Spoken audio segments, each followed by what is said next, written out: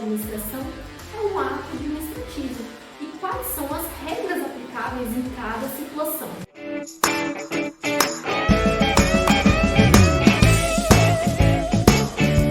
Tá tudo bem, advogado, se você não sabe responder as informações, alguma dúvida ou outra que chega na tua mesa a respeito do direito. Pelo menos você sabe onde procurar essas informações quando você não sabe. Ou não, calma, se você não sabe, tem alguma coisa errada aí. E é isso que acontece com o advogado que pensa que para atuar na administração pública, basta ele pegar o velho caderno de direito administrativo da faculdade e revisar conceitos como licitações, princípio da legalidade administrativa ou poder de polícia. É claro que esses temas são sim importantes e eles fazem parte do dia a dia da gestão pública. Mas atuar na administração é muito mais complexo que isso e exige do advogado o conhecimento primeiro de que nem todo ato praticado pelo gestor vai ser regido pelo direito público e que, portanto, nem todas as respostas estão no caderno de direito administrativo. Saber disso é simples, mas não é fácil. E é por isso que no vídeo de hoje eu vou te explicar por que nem todo ato da administração é um ato administrativo e quais são as regras aplicáveis em cada situação.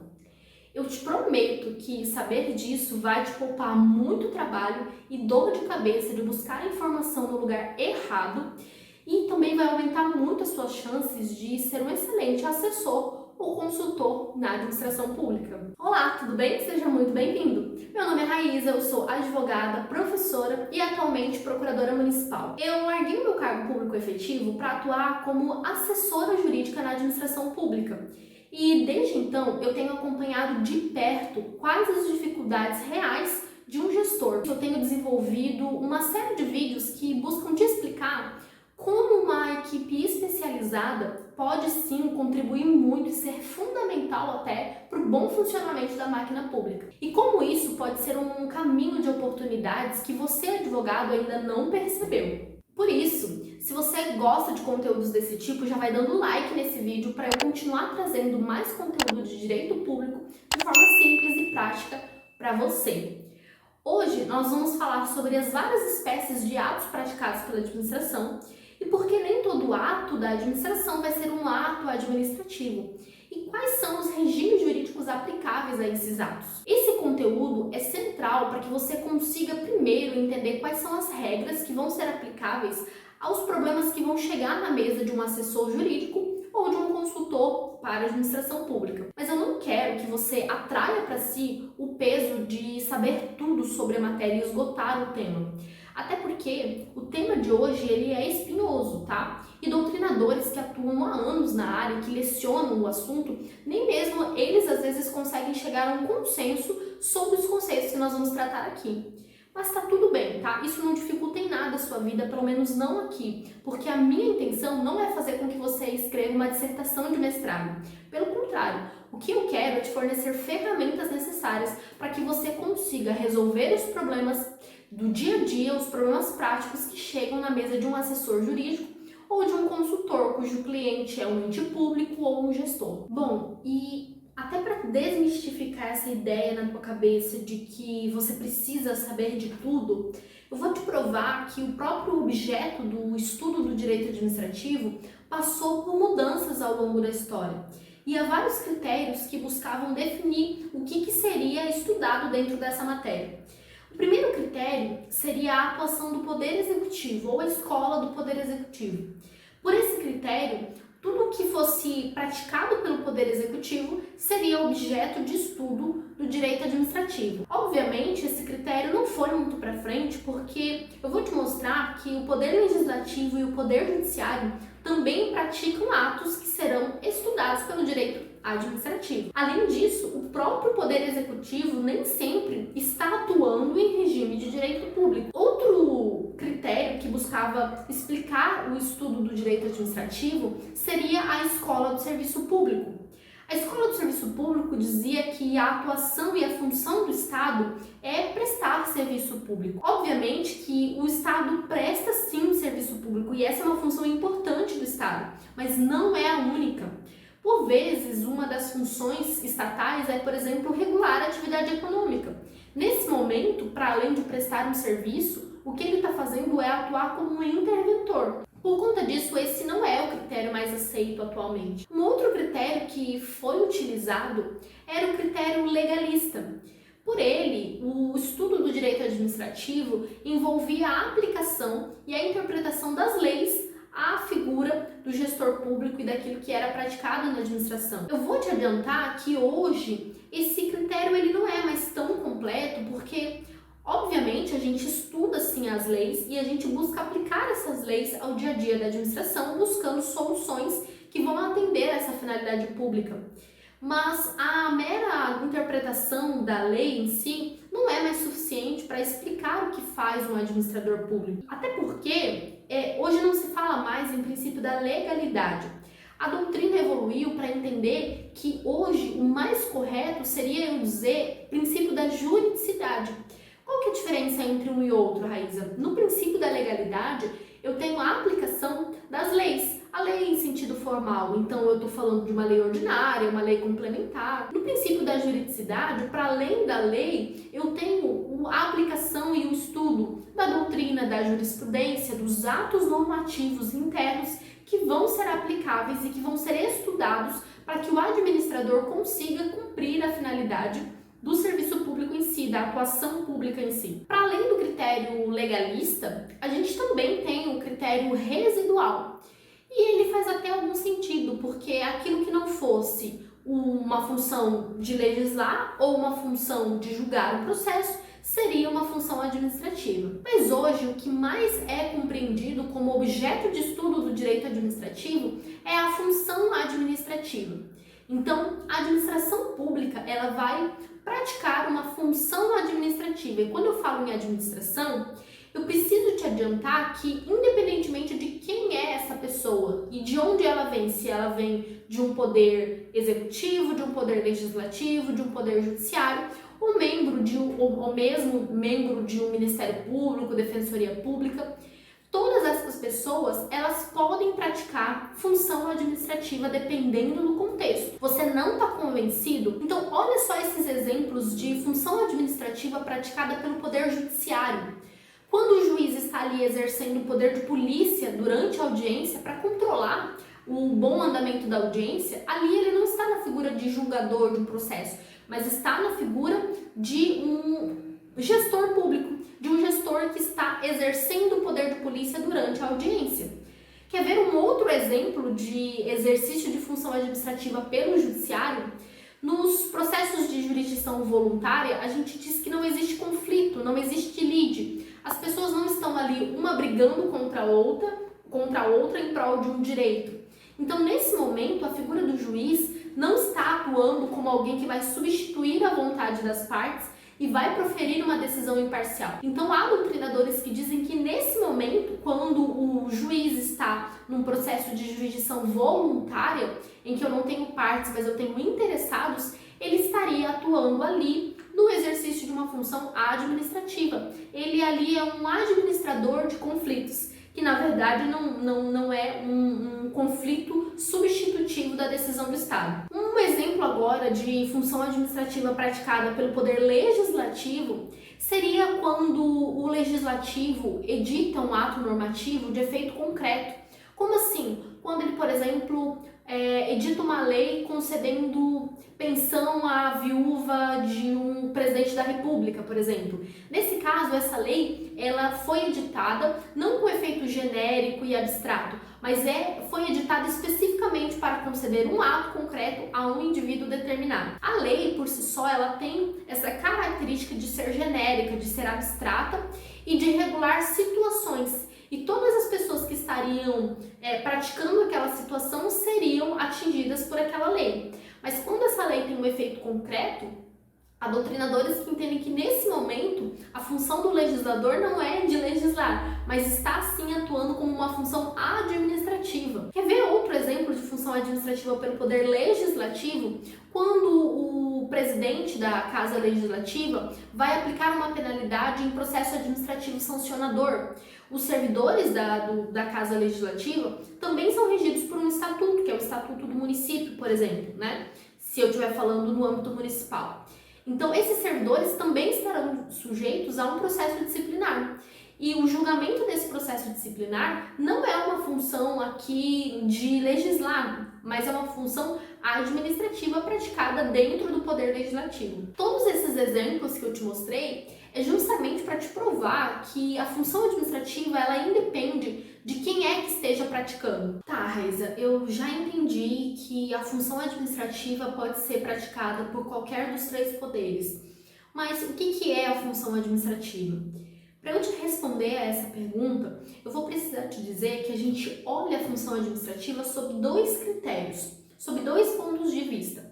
Sob o critério subjetivo, eu vou avaliar a função administrativa praticada por um agente que é dotado de prerrogativas públicas. Veja que eu não falei agente do Poder Executivo, do Poder Legislativo, eu não falei a origem desse agente, mas sim a prerrogativa pública que esse agente tem para praticar uma função administrativa. Eu não vou explorar muito esse tópico neste momento, porque mais à frente a gente vai falar sobre ele. O segundo critério para definir a função administrativa é o critério objetivo. Por ele, a gente vai avaliar o conteúdo da função em si, que pode ser de 4 atividades distintas. A função administrativa ela vai envolver a prestação de um serviço público, a realização de uma atividade de fomento, a intervenção na atividade econômica e, por fim, o exercício do poder de polícia. Eu vou te explicar e te dar exemplos de cada uma dessas funções. A prestação de um serviço público é o mais fácil de você compreender. Ocorre, por exemplo, quando o gestor público ele está prestando um serviço de saúde, de educação ou de assistência social.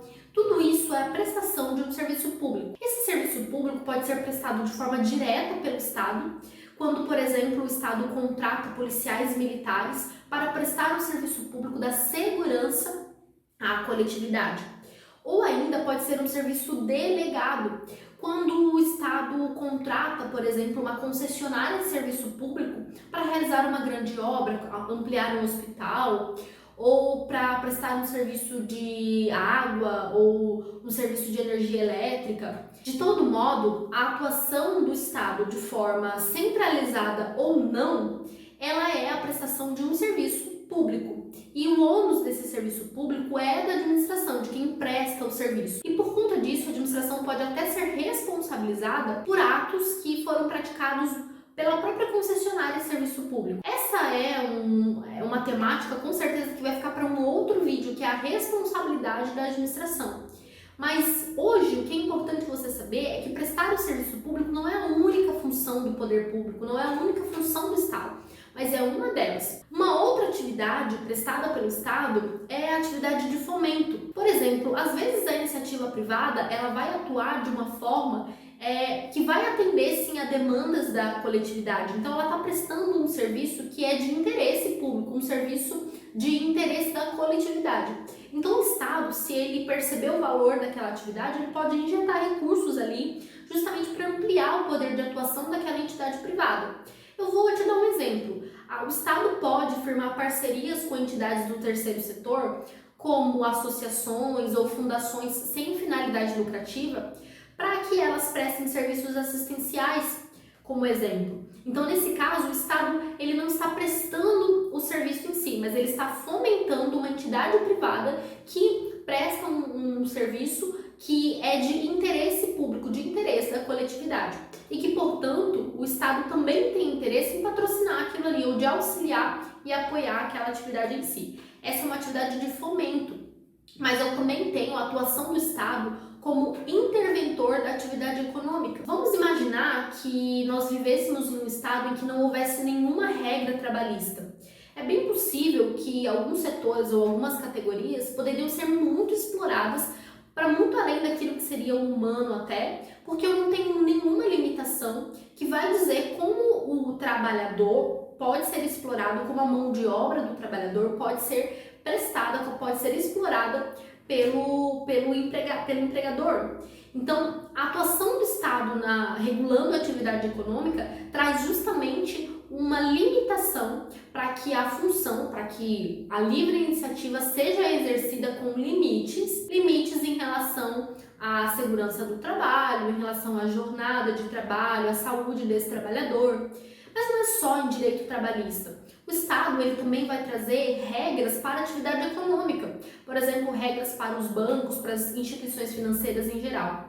Tudo isso é uma atuação do Estado como um interventor na atividade econômica. Veja que aqui ele não está prestando um serviço público, mas ele está servindo como uma barreira para impedir que abusos sejam praticados pela livre negociação entre as partes. Uma quarta função do Estado, exercendo uma função administrativa, é o exercício do poder de polícia. O poder de polícia ele é um conceito muito complexo e um conceito amplo que eu vou trazer especificamente num vídeo para você. Mas hoje o que é importante você saber é que quando você quer construir a sua casa na praia, por exemplo, você precisa ir lá na prefeitura e pedir um alvará de construção. E ainda assim a tua obra, mesmo que você queira construir 10 andares, você tenha o recurso suficiente para construir os 10 andares, pode ser que no teu município, ali a construção ali na beira da praia seja limitada a 4 andares. O poder de polícia é justamente esse poder que o Estado tem de instituir alguns limites para o particular, tá? E aí eu não estou falando aqui de limites na atividade econômica, eu estou falando de limites na vida privada mesmo do indivíduo, justamente em prol de um interesse coletivo. Então, às vezes o município vai impedir que você construa os seus 10 andares na beira da praia para evitar que não passe o sol ou que aquelas casas ali da parte de trás não recebam ventilação suficiente, enfim, por várias questões ambientais e urbanísticas, eu tenho que pedir um alvará e esse alvará ele ainda vai ficar restrito às regras que são definidas pelo município. E o poder de polícia vai além disso também. Se você tem uma via de 80 por hora e você passa ali a 90 ou a 100 por hora, o Estado ele pode te aplicar uma multa porque você violou uma regra pré-estabelecida. A aplicação dessa multa porque você violou essa regra também é o exercício do poder de polícia. Porque de nada valeria permitir que o Estado instituísse essas regras sem criar mecanismos para que essas regras fossem cumpridas e, eventualmente, quando elas fossem descumpridas, que houvesse algum tipo de penalidade com efeito pedagógico até. Bom, o critério objetivo é isso, ele vai trazer essas 4 funções. Então, eu quero que você pense no quão abrangente é a atuação do poder público.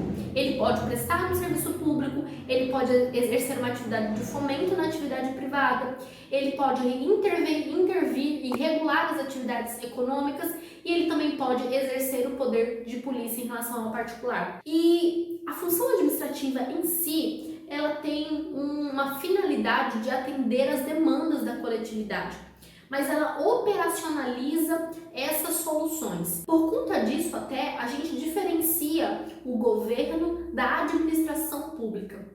O governo é quem toma as decisões e vai eleger as políticas públicas que melhor atendem àquela população local. Enquanto a administração em si, ela operacionaliza e tira do papel aquelas decisões que foram tomadas pelo governo. Existe sim uma a aplicação de um critério residual quando eu falo em função administrativa. Porque se eu não estiver falando de criar um direito novo por meio de uma lei ou de substituir a vontade do Estado num conflito, dando a decisão, constituindo a decisão independentemente da vontade das partes, como no caso do Poder Judiciário, eu vou estar falando de uma atuação administrativa, de uma função administrativa, desde que você tenha em mente que eu preciso que esse agente ele seja dotado de prerrogativas públicas, tá? E ele precisa ter competência para a prática daquele ato.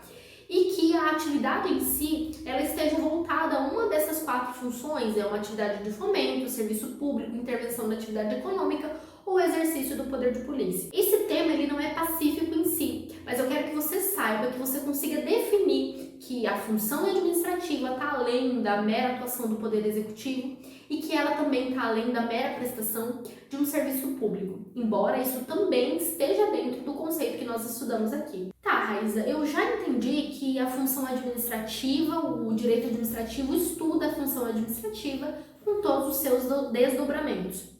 Mas o que você me prometeu nesse vídeo era ensinar a diferença entre um ato da administração e um ato administrativo. E é exatamente isso que eu vou fazer agora. Bom, como nenhum conhecimento é dispensado, eu vou precisar que você relembre as suas aulas lá de Direito Civil da faculdade. Talvez você deve se lembrar que nem tudo que acontece na vida do indivíduo tem relevância jurídica. Por exemplo, imagine um copo que seja arremessado da janela de um apartamento no 10º andar. Esse copo é arremessado, cai e se espatifa no chão. Por si só, esse ato não vai ter nenhuma relevância jurídica.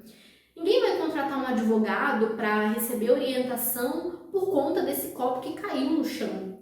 Agora, se esse mesmo copo, ele ao ser arremessado, acaba atingindo o vidro de um carro que está estacionado lá embaixo, em frente ao prédio, aí sim esse fato passa a ter uma relevância no mundo jurídico. É bem provável que o dono desse apartamento do qual caiu o objeto seja chamado a indenizar os prejuízos do terceiro que estava com seu carro estacionado lá em frente ao prédio. Na administração pública, a lógica é semelhante. Nem tudo que acontece na administração tem uma relevância jurídica. Imagine uma situação assim. O servidor, ao final do expediente, acaba esquecendo uma caneta da administração, uma caneta da repartição, coloca essa caneta na bolsa e leva para casa. No dia seguinte, ele percebe que essa caneta não é sua e traz de volta para a repartição. Esse fato, por si só, não vai ter relevância nenhuma para fins de direito administrativo. Agora imagine se esse mesmo servidor, todo santo dia, pega uma caneta, um lápis ou um objeto da repartição, leva para casa e se apropria desses pertences. A partir desse momento, esse fato passa sim a ter uma relevância jurídica para fins de administração pública. E você, advogado, pode ser chamado para responder o que fazer numa situação como essa que eu acabei de narrar, por exemplo. É por isso que tudo que acontece dentro da administração ou que repercute na administração pública, a gente pode chamar de um fato administrativo. Mas esse fato administrativo não necessariamente vai ter uma relevância jurídica. E por isso, aquilo que tem uma repercussão jurídica, a gente vai diferenciar chamando de um fato jurídico administrativo. Esse fato administrativo, por si só, ele pode ser decorrente de um fenômeno natural ou mesmo de uma ação humana. Se esse fato administrativo for decorrente de uma ação, de um fenômeno natural, a gente vai chamar ele de fato administrativo natural. Por exemplo, uma forte chuva na repartição pública. Essa chuva, ainda que produza estragos ali no telhado da repartição, a chuva por si só não vai ter uma relevância jurídica. Agora, esse fato também pode ser decorrente de uma ação humana, de uma intervenção humana. Nesse caso, independentemente da intervenção humana, pode ser que esse fato tenha relevância jurídica ou pode ser que ele não tenha relevância jurídica. A diferença entre o fato administrativo natural e o fato voluntário é a manifestação de conduta humana, a intervenção humana. No fato administrativo voluntário, eu posso ter a expressão desse fato por meio de um ato da administração ou por meio de uma mera conduta administrativa sem repercussão na seara jurídica. Como assim? Eu te dei aquele exemplo, de uma caneta da repartição que vai para a bolsa desse servidor, mas que retorna no dia seguinte. Isso tem uma intervenção humana, mas é um fato que não tem uma repercussão jurídica. Diferente daquela outra situação que eu narrei, em que o servidor, ele repetidamente retira objetos da repartição e leva para casa. Esse é um fato voluntário e que vai ter sim uma repercussão na seara jurídica. Então esse fato administrativo pode ser natural, pode ser voluntário. E eu te falei que mesmo sendo voluntário, que tem uma intervenção humana, ele pode ser manifestado por meio de um ato da administração ou por meio de uma conduta meramente administrativa que não vai ter repercussão. Por exemplo, imagine que um servidor trabalhe num certo departamento que acabou de passar por uma grande reforma. Esse servidor, ele vai continuar trabalhando no mesmo setor, no mesmo departamento e exercendo as mesmas funções, mas ele precisou ser trocado de sala. Essa simples troca de sala ou troca de mesa do servidor representa uma conduta que tenha repercussão jurídica, que é uma conduta decorrente da manifestação de uma vontade humana? Não necessariamente. A troca de sala do servidor por si só não vai trazer nenhum efeito jurídico relevante. Agora imagine um servidor que atua na Secretaria de Educação de um município. De repente, esse servidor precisa ser utilizado na Secretaria de Saúde. Vamos pegar como exemplo a pandemia de Covid-19, que acabou fazendo com que muitos recursos, inclusive humanos, fossem redirecionados para o combate à pandemia. Então esse servidor ele vai continuar exercendo as mesmas funções, mas agora ele vai atuar em um outro setor. Essa troca de departamento do servidor, ela tem efeito jurídico relevante e vai ser manifestada por meio de um ato da administração. Esse ato vai ser chamado de um ato de remoção do servidor, que com certeza é assunto para um outro vídeo. Mas veja que eu falei em atos da administração, porque esses atos eles podem ser diferentes, não necessariamente um ato administrativo. Qual que é a diferença, Raíssa? Você está falando em ato da administração e ato administrativo? Bom, eu quero que você tenha em mente que a administração ela pode praticar 4 tipos diferentes de ato. Esse ato pode ser um ato privado, esse ato pode ser um ato de gestão, de governo ou um ato político, qualquer um desses nomes serve. Ele pode ser um ato meramente material, um ato de execução. E por fim, ele pode ser um ato administrativo, que é o tema do vídeo de hoje.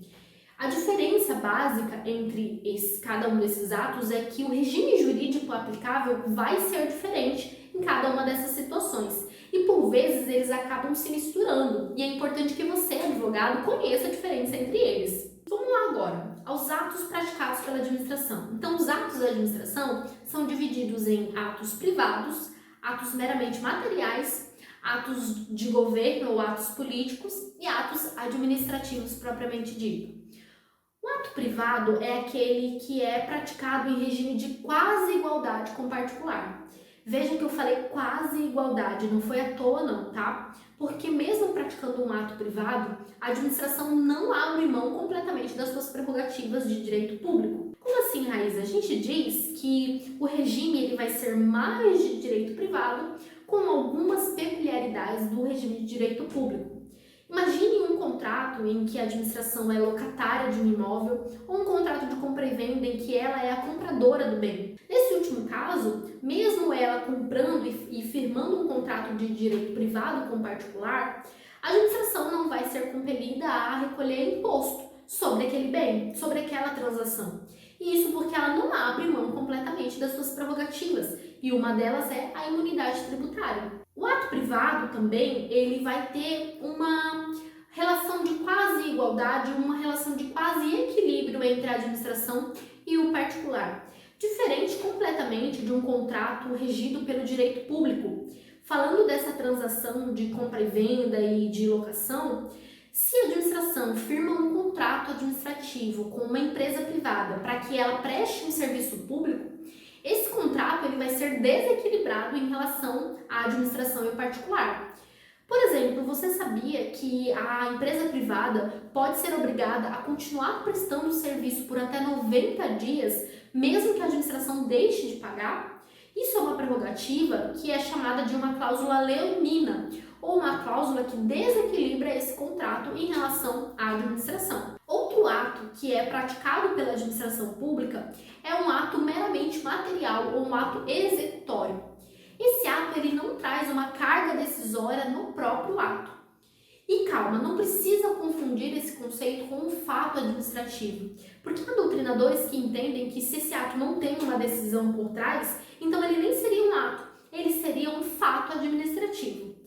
Essa confusão de conceitos não precisa te preocupar. O que é importante você saber é que eu tenho o ato que vai ser o ato decisório em si, como por exemplo um processo administrativo disciplinar. O ato que notifica a testemunha ou que indefere a oitiva de uma testemunha, que notifica o interessado ou que indefere a oitiva de uma testemunha no processo, ou mesmo a própria decisão da autoridade julgadora, são atos decisórios. Agora, imagine que esse servidor tenha sido apenado com demissão. Caso a penalidade seja essa, a portaria que vai demitir o servidor não é um ato meramente executório, não é um ato decisório por si só, porque a decisão já foi tomada anteriormente no ato final do processo, na decisão da autoridade julgadora que acatou ou não o relatório final da comissão processante. Eu estou falando então de um ato meramente executório. Um outro exemplo é a portaria de remoção, naquele caso que a gente falou agora há pouco. A remoção em si é parte de uma decisão tomada pela autoridade competente. Agora, a portaria que vai remover esse servidor é uma portaria meramente executória, um ato meramente executório, ou material, como a gente pode chamar. Também é uma espécie de ato praticado pela administração, um ato político de governo ou de gestão. Esse ato ele tem a característica de ser um resultado das políticas públicas que são eleitas pelo gestor no momento da sua candidatura. Imagine que o gestor ele pode escolher entre ter uma política econômica mais liberal ou mais intervencionista. Ele pode escolher se ele quer investir mais em segurança pública ou em assistência social, ou mesmo se ele pretende tomar mais decisões arriscadas, ou se ele quer ter uma atitude mais conservadora. Tudo isso faz parte da escolha do gestor e que ele tem liberdade para fazer por conta do pluralismo político, que é um fundamento da República Federativa Brasileira. E é importante que o assessor ele saiba essa diferença e saiba identificar um ato político, porque por vezes os órgãos de controle externo, eles acabam, durante o controle de legalidade do ato, eles acabam interferindo numa decisão que é do gestor, na decisão de mérito do gestor, e acabam entrando dentro da liberalidade que o gestor possui de escolher a política pública que ele quer aplicar. Eu vou usar uma figura imaginária com você, tá? Imagine um corpo humano.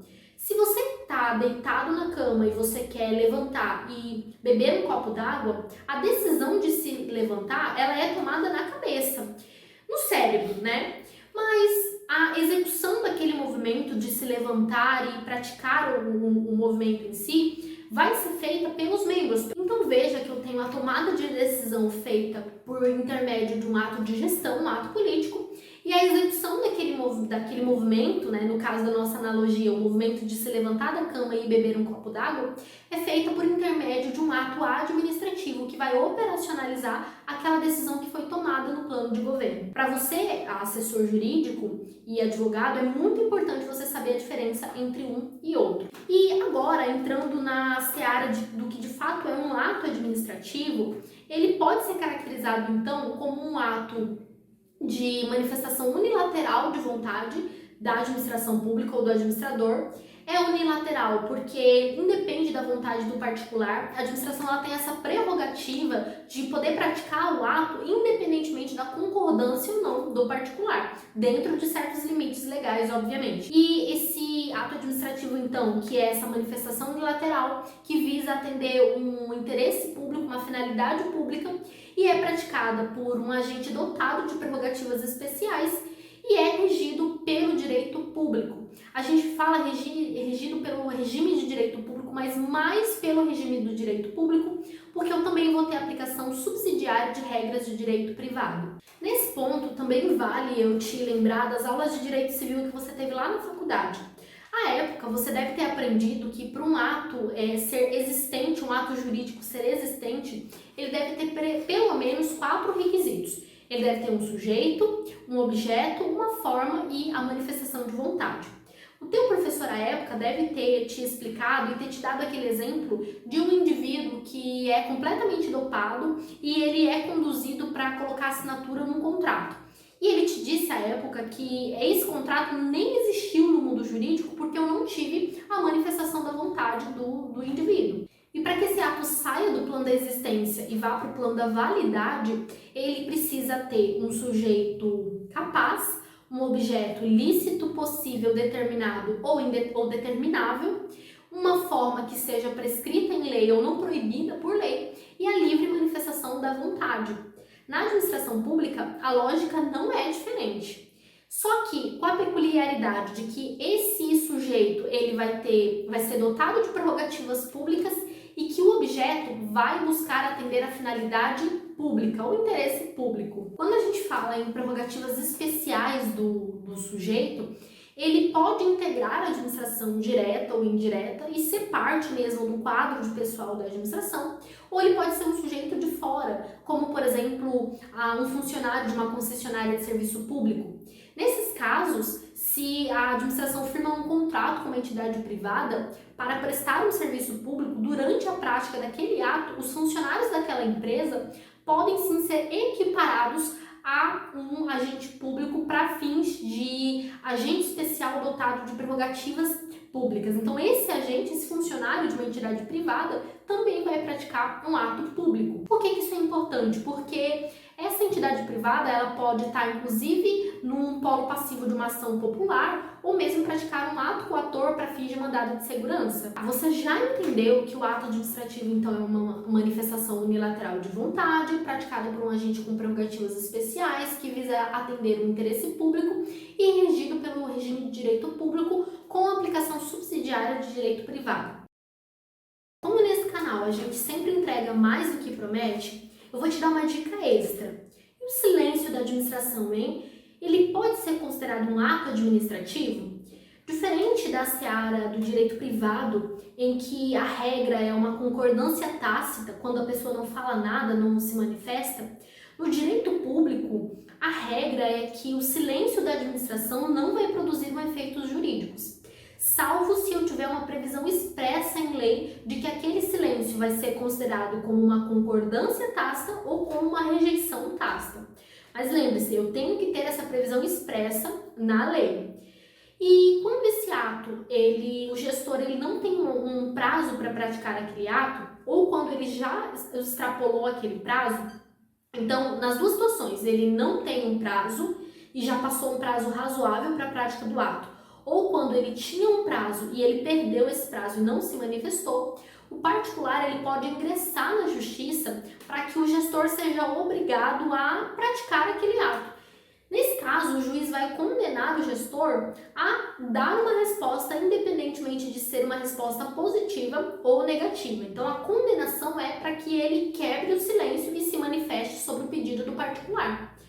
Agora, existe um entendimento nos tribunais superiores de que se o ato que for praticado for um ato vinculado, ou seja, preenchidos os requisitos pelo particular, a administração não tem escolha a não ser praticar e conceder o pedido, então nessa mesma ação judicial, o Poder Judiciário já poderia condenar o gestor a cumprir a decisão proferida pelo Judiciário, uma decisão positiva proferida pelo Judiciário. Então, lembre-se, a regra é que o particular vai ingressar na justiça simplesmente para que o gestor pratique o ato, simplesmente para que ele se manifeste. Agora, se for um ato vinculado e o particular já tiver preenchido os requisitos, então o judiciário já pode conceder de plano e o administrador será obrigado apenas a cumprir aquela decisão. Você, na posição de assessor jurídico, vai precisar distinguir quando essa decisão é discricionária e quando é uma decisão vinculada. Isso vai te ajudar muito a ter essa diferença e também, na hora da sua atuação, você vai conseguir perceber se aquela decisão é ou não é uma decisão que extrapola os limites do controle de legalidade feito pelo Poder Judiciário. Bom, se você gostou desse vídeo, não se esqueça de apertar o botão de curtir caso você ainda não tenha feito e de me seguir nas redes sociais. Tchau, tchau e até o próximo vídeo!